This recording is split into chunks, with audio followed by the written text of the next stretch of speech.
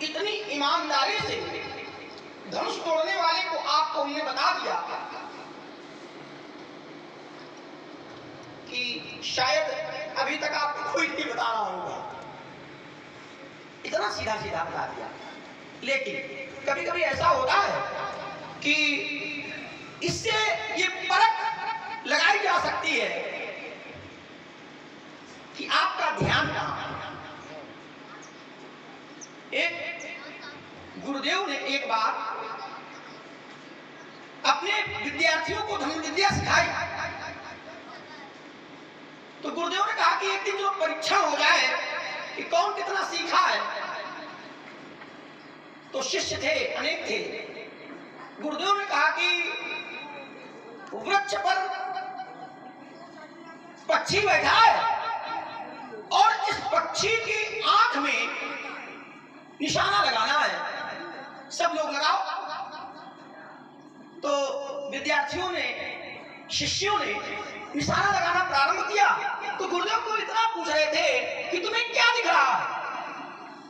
तो किसी ने कहा कि हमें वृक्ष दिख रहा, वृक्ष पर बैठा हुआ पक्षी दिख रहा है, वृक्ष में लगे हुए फल दिख रहे हैं। तो कहा ठीक है। सब अपनी अपनी बात बताते गए, विस्तारवाद न हो। एक शिष्य से पूछा तुम्हें क्या दिख रहा है।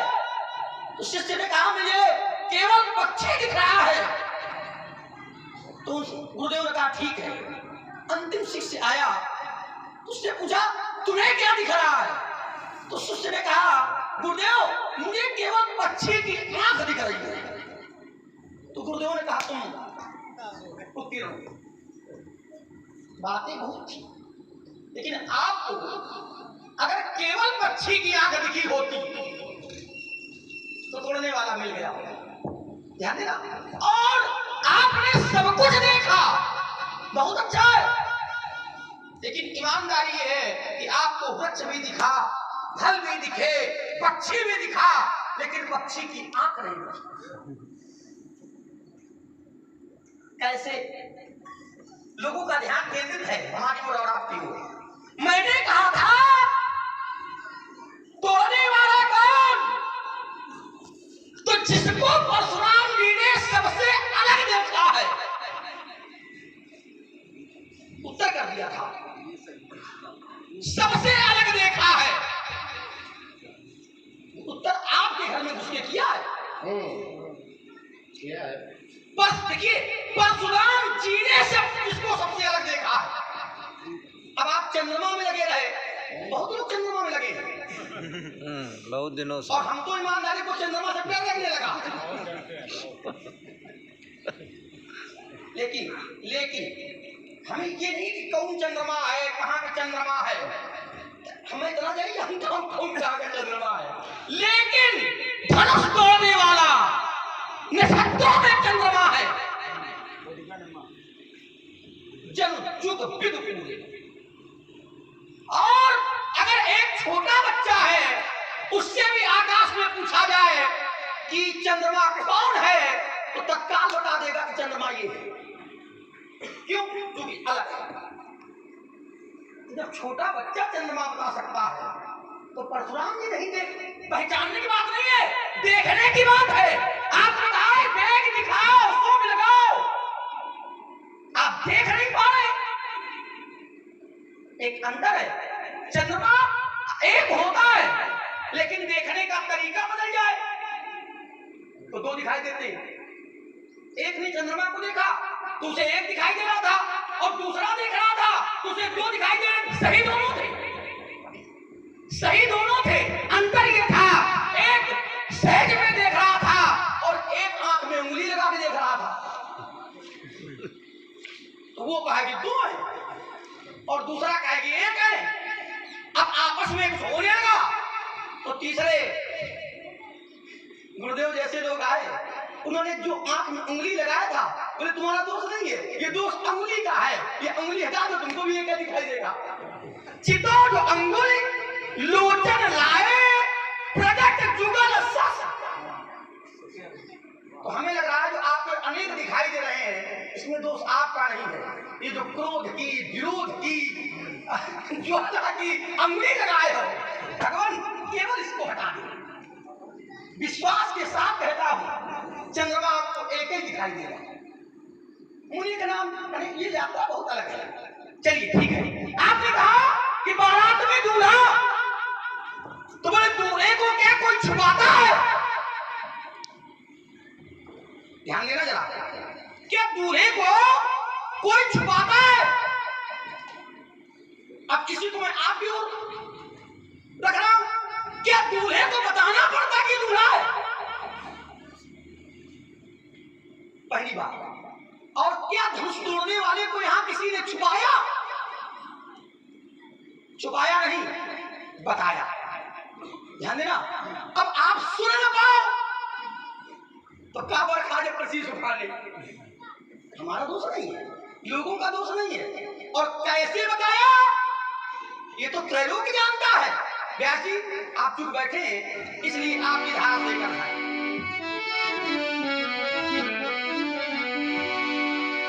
नगर में जब धनुष टूटा तो सबसे पहले बताया गया, कैसे बताया गया? कहा मुदित कहीं जहां तहां नर नारी। और क्या कहीं? कहा भंजे वो आप शंभो धनु भारी। चलिए अगर नगर तक बात होती तो मैं मान लेता परशुराम जी नगर में नहीं थे तो नहीं जान पाए, लेकिन ये बात नगर तक नहीं रही, नगर के बाहर निकली और कहां तक गई?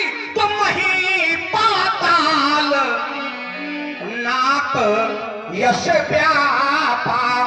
और देखिए इसमें है कि आप परी, और यही नहीं कहते कि वर्णन कर लिया, कैसे किया? तो सिय भंजऊ चापा। संसार जान गया, त्रैलोक जान गया, धरती के लोग जान गए, स्वर्ग के लोग जान गए, पाताल के लोग जान गए कि परशुराम जिसके बाद नहीं जान पाए। अंगुली हटाओ।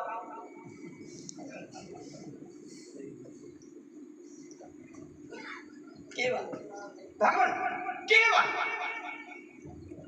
चलिए अनेक बिंदु थे, एक बड़ा अच्छा बिंदु आपने इसको छुआ, इसके लिए साधुवाद। आपने कहा कि धनुष के कारण, देखिए स्वीकार तो आपने कर लिया 80% कि धनुष के कारण भगवान शंकर का अपमान हुआ, ये आपने स्वीकार किया। आपने कहा कि मेरी श्रद्धा है धनुष के प्रति, तो हमारा केवल इतना कहना है कि जिसके द्वारा भगवान का सम्मान न हो सके, सुरक्षित न रह सके, चाहे वो संसार का हो, चाहे वो परिवार का हो, चाहे वो हमारा हो, क्या उससे श्रद्धा रखनी चाहिए? लंबा न करके अल्प विराम लगाना चाहिए। राजकुमार ने कहा कि महाराज मैंने तो सीधे सीधे आपको बताया क्या कि धनुष तोड़ने वाला दूल्हा है, आप कह रहे हो उसको छिपाया गया, और मैं कह रहा हूं आप उसको देख नहीं रहे हो, उसको छिपाया गया। मैं कह रहा हूं मैं देखो सिद्ध किए देता हूं, अगर धनुष तोड़ने वाला तुम्हारे लिए सर्वस्व है, तुम्हारा सब कुछ है, वो दूल्हा है, वो चंद्रमा है, वो सूर्य है, वो चाहे जो है, वो मेरे लिए अपराधी है, क्योंकि अपराध उसने मेरा। मैंने एक और चिंतन दिया था, एक मार्ग प्रशस्त किया था कि अगर घुमा फिरा करके सत्य भी बोला जाए तो वह भी झूठ के समान उसका फल प्राप्त होता है। अगर मैं जो पूछ रहा हूं वो मैं जानना यह चाहता हूं कि उसका नाम क्या है, कहां छिपा बैठा है, बेग दिखाओ, मूल लताजू उल्टो मई जहां लग तारू। कहां छिपा बैठा है वो नाहर, मेरे सामने आवे। दूसरा, कामारा चंद्रमा पे न लगो, बहुत से लोग उस पे चंद्रमा पे लगे, मैं चंद्रमा पर चिंता नहीं दे रहा था, उस विषय को तुमने समझने का प्रयास नहीं किया। विषय ये था कि अगर बालक से पूछा जाएगा कि चंद्रमा कौन, तो बालक के सामने तो एक चंद्रमा दिखाई दे रहा है बालक को, तो बालक कहेगा चंद्रमा ये है, लेकिन विज्ञ व्यक्ति से पूछा जाएगा तो विज्ञ व्यक्ति तुरंत प्रश्न चिन्ह लगा देगा कि वो कौन सा चंद्रमा है जिसके बारे में तुम जानना। अंतर दोनों में है। बालक से जब पूछा जाएगा तो बालक एक के बारे में बताएगा, जब फिर व्यक्ति से पूछा जाएगा तो वह प्रश्न चिन्ह लगा देगा कि वो कौन सा चंद्रमा है जिसके बारे में तुम जानना चाहते हो। दूसरा, दूल्हा है उसको छिपाओ ना। कहा महाराज आप दूल्हा का जानो, ये बात सत्य है कि हम कभी दूल्हा बने।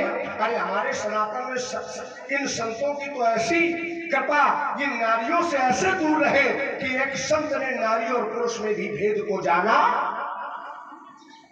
ये वो संत है कि जब नारी भी समझ आई तो नारी और पुरुष में भेद को जान। तो ये यथार्थ है कि मैं दूल्हे को नहीं जानता हूं, लेकिन तुम दूल्हे के बारे में बहुत कुछ जानते हो, तो उस दूल्हे का नाम उसको मेरे सामने लाओ। तुम्हारी फिर आवश्यकता नहीं है। वो दूल्हा आवे मेरे सामने, वो धनुष का तोड़ने वाला आवे मेरे सामने। दूसरा, मैंने एक और यात्रा बनाई थी। मैंने यात्रा यह बनाई थी कि क्या संसार का जो व्यक्ति करता है, क्या राजकुमार लक्ष्मण भी वही करेगा। संसार का व्यक्ति स्वार्थी है तो क्या राजकुमार लक्ष्मण भी स्वार्थी है। मैंने सिद्धांत दिया था कि वृक्षम क्षीणम फलम त्यजन्ति विहगा शुष्कम शरा सारसा पुष्पम परश्रुतम त्यजन्ति मधुपा निद्रव्यम पुरुषम त्यजन्ति गलका भ्रष्टम त्रिया मंत्रिया सर्वे कार्यवसा जना कश्यास्ति को वल्लभा। मैंने यात्रा एक नवीन दी थी। इस यात्रा पर, इस मार्ग पर तुम्हें यात्रा करनी चाहिए थी कि क्या जैसे समाज का प्रत्येक व्यक्ति अगर स्वार्थी है तो क्या मैं राजकुमार को पक्षी की श्रेणी में खड़ा कर दूं। क्या पक्षियों जैसा स्वार्थ है। अरे इसने तो संसार का कल्याण किया, तो तुम राजा जनक के धनुष तोड़ने वाले के पक्ष में न रह करके इस पाले में आओ, इस पक्ष में आओ। जिसका मैं पक्ष ले रहा हूं उसका तुम्हें भी पक्ष लेना। दूसरा, एक और राजकुमार ने यात्रा बनाई। का महाराज ये आपने स्वीकार कर लिया किसने भोले बाबा का अपमान कराया, तो कहा जिसने परमात्मा का विरोध कर दिया हो, जिसने परमात्मा को समाज में न्यून घोषित करा दिया हो, तो फिर आपको उसका पक्ष लेने का कोई अधिकार, वहां पर श्रद्धा करने का कोई अधिकार। भोले बाबा में और भगवान विष्णु में अंतर स्पष्ट करना साधारण नहीं है, सरल नहीं है। ये जितना सरल दिख रहा है यह मार्ग उतना ही कठिन है, दुर्गम है। इनमें अंतर करना साधारण और सहज नहीं है। चले और फिर मैं एक नया वृत्तांत दिए देता। बिल्कुल नया लो, हर बार कुछ नया लो। ये आवश्यक नहीं कि उसी पर चिंतन होता रहे। जिस समय विष्णु का नृसिंह अवतार हुआ तो फिर भगवान विष्णु के क्रोध का कोई शमन करने वाला